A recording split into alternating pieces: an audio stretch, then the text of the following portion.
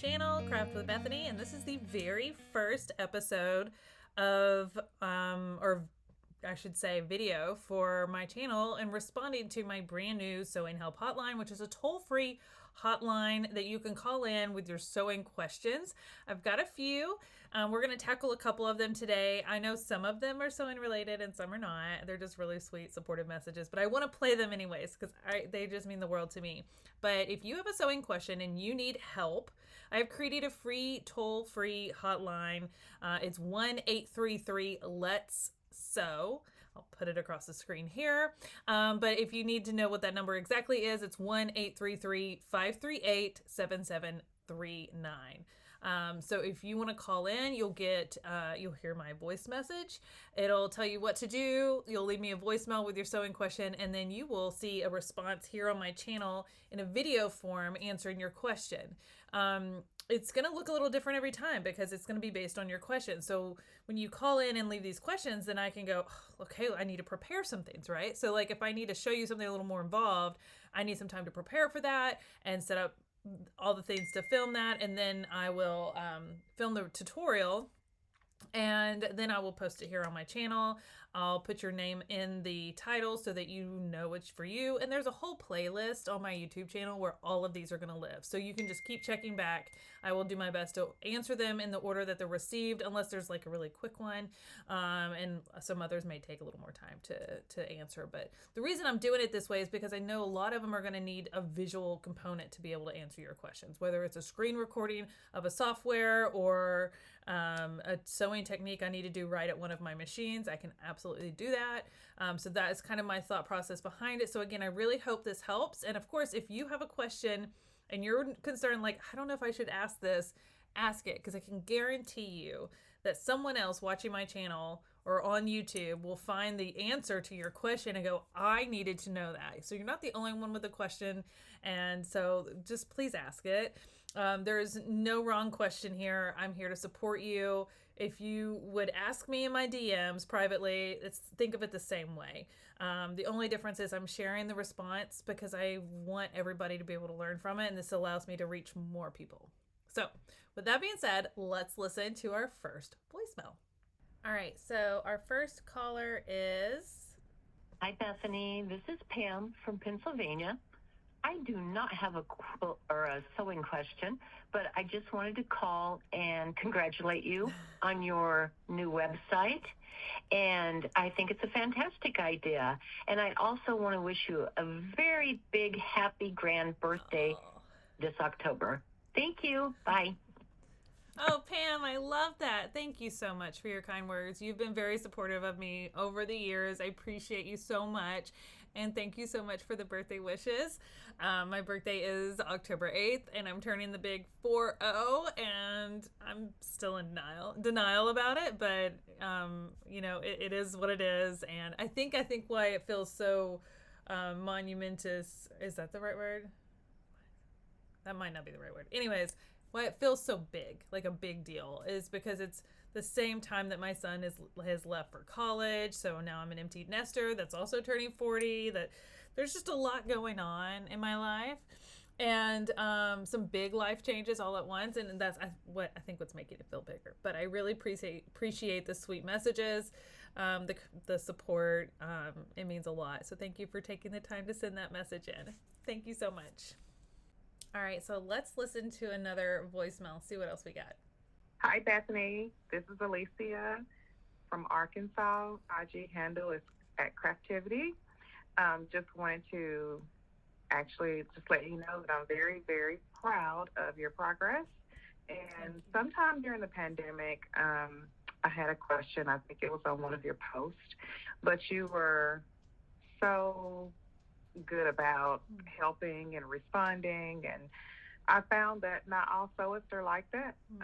So I was really excited, and I've asked you questions, of course, along the way, and you've always been very helpful and most of all honest about your opinion. So I really appreciate that. Just wanted to let you know that I'm very proud, and that, sometimes things happen in life, and everything, of course, has an expiration date, including us. But one thing is for sure, as something is ending or dying, there's another life beginning. So take that baton and run with it. All the best to you. Thanks. Oh, that was so sweet, Alicia. Thank you so much. I remember you reaching out. And if I don't answer you, it's probably because I either didn't see it or I'm really bad about opening a message in a moment when I don't have the ability to respond right then and I forget to go back.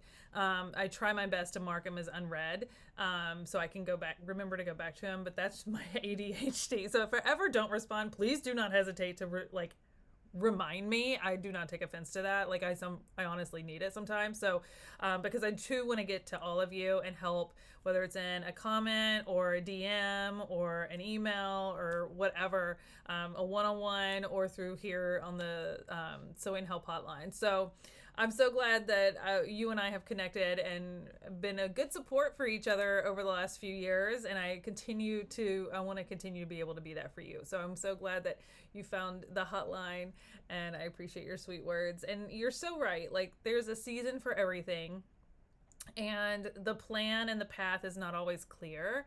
And it can kind of be a little murky in the moments, in the hard moments, but things are really opening up, clearing up. I feel like the path is kind of creating itself in front of me. And I think a big part of that was when this idea for the Sewing Help Hotline came to my mind, and it's just been so exciting to see it come to fruition and hear you all call in and give this support. I mean, it means the world to me. So I love it. And I appreciate you guys calling in and sharing this hotline with your friends and your followers and your sewists in your life so that they know that they have this resource as well. Even if they're not following me yet, it is open to anyone. And I'm here to help all of you. So thank you so much. Okay, let's check out another voicemail. I think this one is from Wendy. Hey, it's Wendy. I just watched your video and I had to call and leave a message and say so much congratulations. I love the entire concept. You could not have knocked it out of the park better. I did notice I was having a hard time from the website when I was trying to click to call. It kept just refreshing the website. So I don't know if that's on my end, if I have to allow for something, or if that's on the website's end. But I ended up just copying the number and then calling it that way. But other than that, I'm so excited for you. Kick some ass, and yeah, that's all. Bye. Oh, Wendy. Okay, so Wendy is a friend of mine from Nashville. She comes to my sewing club sometimes, and that I have here locally. So if you are in Nashville or Middle Tennessee or Southern Kentucky or Northern Alabama and you want to drive into Nashville once a month and come sew with us, we do a sewing meetup. It's so much fun. It's called the Social Hour. It's called the Music City Stitchers. Sorry, I am involved in too many things, and I just say all the wrong words sometimes. Called the Music City Stitchers because we're in Nashville, and you're welcome to join us. So if you want to, just send me a DM. But that's how I know Wendy. We met through social media, then I started the clubs, and we met in person. So anyways, she's been a great support, and I love her. She did message me as well as leave this voicemail, so I knew about the phone number thing. So I appreciated her feedback. So if you guys ever have feedback on this stuff, please know, this is my first time building a website from start to I wouldn't even say finish, from scratch. I've never done a hotline before. I've never built a website from scratch. I've never created all these links and platforms and blogs and videos and syncing Pinterest and it's so much stuff, and I spent days, and I'm still learning, and I know that I got it to a point where it was ready to launch, but it's still a work in progress. With that being said, she did message me about this, and I go, oh, what's interesting is I built this whole website on my computer, obviously, but in the platform that I use, which is Squarespace, there's a a computer version, if you're looking at it in a browser, or a mobile version, because obviously it's going to alter the layout of the website page that you're on and everything. And so I would go back and forth between the two. But one thing I didn't think about until she called me was how typically on a website, when there's a phone number and you're looking at the website on your phone, you can click on the phone number and it will dial it for you. And I was like, well, of course I need to figure out how to make that work. And I did. It took me just a few minutes. It's just a matter of me clicking some buttons and going, where is it? I've got to be able to do this somehow. And so because of her suggestion, I was like, oh yeah, I guess because I was building it on a computer on my laptop, I didn't think to integrate that feature. But when she mentioned like how she pulled it up on her phone, and I'm like, so I went to my analytics of my website, and a lot of people view the website on their phone, and I go, well, I look at a lot of websites on my phone. So it just made sense. I figured it out, and I thanked her so much in my DM, but I'm going to thank her here again, Wendy, for making that suggestion. I think I just thought, oh, someone can like see the number and type it in, but then I'm like, no. So now if you go to the mobile version of my website and you go to the hotline, there's a little button below the description of the hotline, and it'll say like call this number, and you click on it and it will actually pull up your phone, the number in your phone, and you just have to hit dial. So thank you for that recommendation. This is how things get better. Like, this is a two-way street, guys. I am helping you with your sewing, but if you have knowledge on websites or running ads on websites, I've been talking with one of my other friends who does a lot of that. Like, I'm trying to figure out how to really monetize this so I can continue to do more with you guys, and offer more for you. So anyways, if you have any tips, advice, I welcome it because this is all new to me. So be patient with me. If there's ways that I can improve upon it, or if you have recommendations or advice or constructive criticism, I'm here for it because I need to learn from you guys, just like you're going to learn from me about sewing. So thank you, Wendy, for that. I really appreciate it. Okay, I'm going to take one more call because I believe this one is a sewing related question. And so we're going to take this one to wrap up, and then I'll answer her question with instructions, and then we'll wrap it up. And then my next video will be another sewing question. But thank you again to everyone who's called in so far. And please, please, please share this sewing hotline with your friends. Share it with your followers. Post about it. I would really appreciate it. Get it out there. Add the phone number to your phone. It should be saved as a favorite contact. So you just have to hit favorite, dial, and you're calling me up. It doesn't matter. Open 24/7. All right, let's listen to this next message. Hi, Bethany. This is Candice with Tejo Design on Instagram. I am calling you from the suburbs of Chicago, Illinois. And you have already helped me with my problem, but I think it's a great issue to address for other sewists when they need help with their projector sewing. I would love for you to share some details on how we can change colors in Adobe Acrobat Reader for our patterns so we can see them better when we project them onto our fabric, especially for those tricky, darker fabrics that we are working with. So if you wouldn't mind sharing that, it would be wonderful. Thank you so much for all your assistance and guidance. Have a great day. Bye. Oh, Candice, this is a great question. She actually sent me a DM. She was scrambling. It was early one morning. I was, I didn't have my laptop out. I didn't even have my glasses on yet. I was still in my pajamas. And I was like, she's in the middle of trying to cut this out, and she needed immediate help. So I jumped into action, grabbed my laptop because I needed to walk her through it, but it had been a minute since I had done what she's asking. But I knew how to do it because I've done it before, and so I just wanted to make sure I was telling her which buttons to click on. I ended up making a little video with my phone of my computer screen and sending it to her. And so she was able to figure it out, make the adjustments that she's needing, and cut out her fabric. So I'm going to actually screen record how to do it so you all can all see and understand what her question is and the solution. And then that will help you all. So if you have a projector, so this is for projector sewing. So I'm going to tilt my camera. All right, so right there is my projector, right there. And it's little, and it points down to my cutting table here, and I can project my patterns and cut them out, which is great for garment sewing. It's great for bag making. It's great for a lot of different projects and different types of sewing, but it's most commonly used in garment making, and then I would say bag making. So with that being said, some of the things that people run into is their room doesn't get dark enough if they're trying to cut during the day, or it's not bright enough, or like she said, it's hard to see the lines on certain colors of fabric or really busy prints.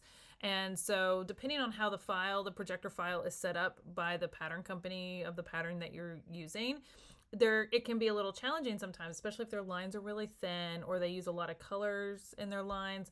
So I'm going to show you how to make adjustments to that in Adobe. so that you can have more what's called accessibility with the file to be able to see it. I think originally this was established through Adobe for people who have like maybe color blindness for certain colors, or like they need the color change to be able to see it on a certain material. So this is going to help with that, and this actually helped Candice be able to make those adjustments to cut out her pattern, because she was really struggling to see. She's like, the lines aren't there. I can see it on my hand, but when I move my hand and I look at the fabric, it's not there. So I'm going to walk you through how to do that, and we'll answer her question together. So again, thank you, Candice, for calling into the Sewing Help Hotline. Let's answer your question. All right, so here we are in Adobe. I have a projector file open, and I see these lines are really small. So if I were wanting to project this could be a little challenging. Now, one extra tip I'm going to share with you, if you're new to projector files, when you first open it, it will be super zoomed in, usually in this top corner, and you're thinking, nothing pulled up, I don't know what's there. You just kind of have to zoom out to see it all. So these are all the pieces for a top I recently made. So I still had it open. And over here on this right-hand side of the toolbar, there's these little layer button right here. And this is something that's really important. So a lot of projector files will have layers. So if you click on this, it will show you the layers of this file. If there is only one layer, it means you cannot project just one size at a time, or 2 or 3 sizes at a time if you're grading in between. It means that you just have to project them all, that whoever created that file was not kind and did not make layers for you. But if it does have layers, like a lot of them do, you can go through here and remove the layers that you don't want to see, for example, like the sizes, and you can leave the one that you do want to see, and then you can get down to like the 1 or 2 sizes that you want. So let's say maybe you're grading between 2 sizes or even 3 sizes in certain areas. So you can just project those. Or you could just project one, but even with just one, it is a bit small lines, and that's okay. A lot of them are going to be that way. This one right here that says keep selected, you want to keep it selected, because if you don't, all of your text describing what the pattern pieces are, or how many to cut, or how to cut them, goes away. Some pattern companies will lock that so you can't turn it off, which is nice. Some don't. It just depends on who creates it. And then there's a 4-inch grid. So this can come in helpful with projection, because it will help you kind of make sure that it's calibrated correctly and projecting to the right size. If that 1-inch grid is measuring correctly when you project it. Same with a 4 centimeter grid. Words are hard today. So those are a couple of things, but let's say we just have the one size that we want to project. And like I said, these lines are really teeny tiny. They're not I've seen worse, okay? I've seen much worse, but they are small. And to Candice's point, it can be a little challenging sometimes knowing how to like see this on when it's projected down. So over here in the corner is the word Acrobat. Now I am using a MacBook, so it might look a little different on a Windows desktop version, but just look for the word Acrobat. There's usually, when you have a program open, you'll see that. So I'm clicking on Acrobat, and I'm going to click on Preferences.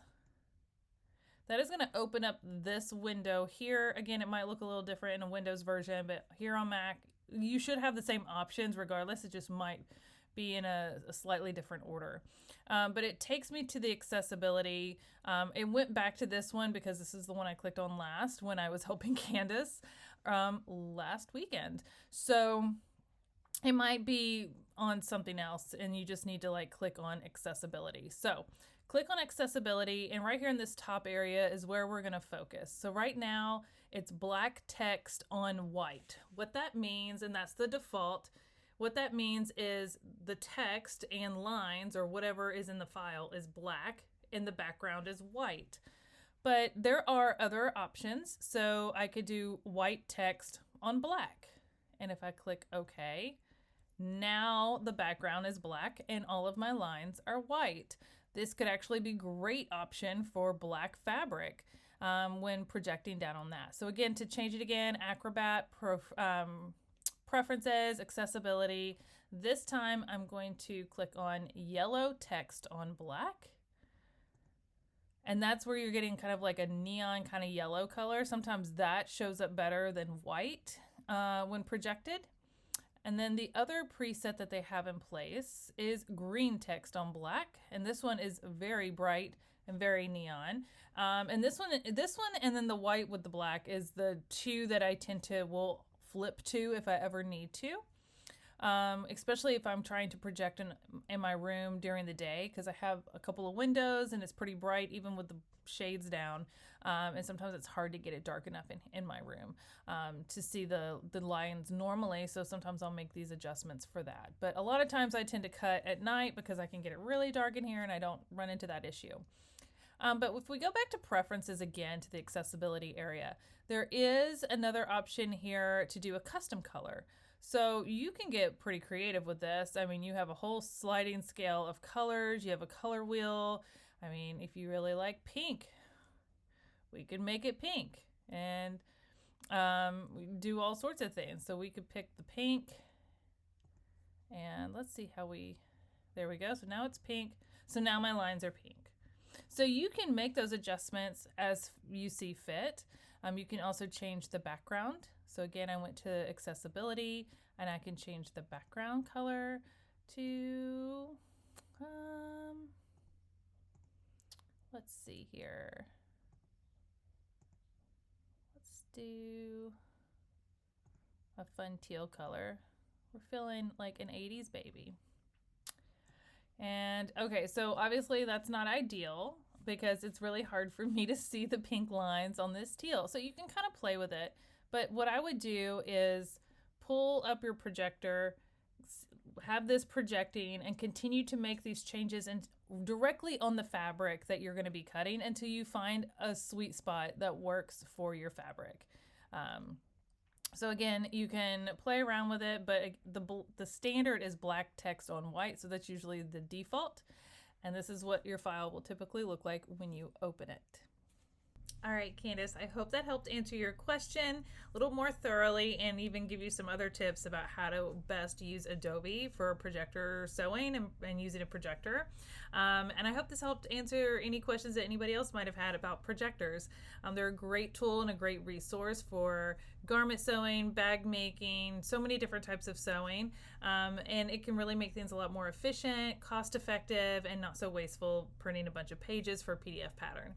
So if you are interested in learning more about projectors, be sure to call the hotline and let me know. I'm happy to share more about how projectors work, how I have mine set up. I've worked with some others, including the Ditto, which was one that we launched through Singer a couple of years ago, and I was a part of that process. So I've been around them for several years. I really enjoy them. Once you print 80 something pages for a PDF pattern and you piece it all together and it takes you all night to do and you never even get to cut out your fabric or sew, you start to go, why am I doing this? And that was the moment that I finally just said, I'm done. I am going to set up this projector I've had for a year that's been sitting on the shelf and just figure it out. And now I wish I had done it sooner. I truly do. And a lot of people who took the time to set up a projector will tell you the same. And back then, there were not the resources there are now to help you do that. So if you want more information on that, I'm happy to share that with you. Just call me up and leave me a voicemail on the Sewing Help Hotline.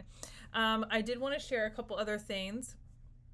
Over on the website, the new website, craftwithbethany.com, I'm trying to release a new blog every week, which is a newsletter.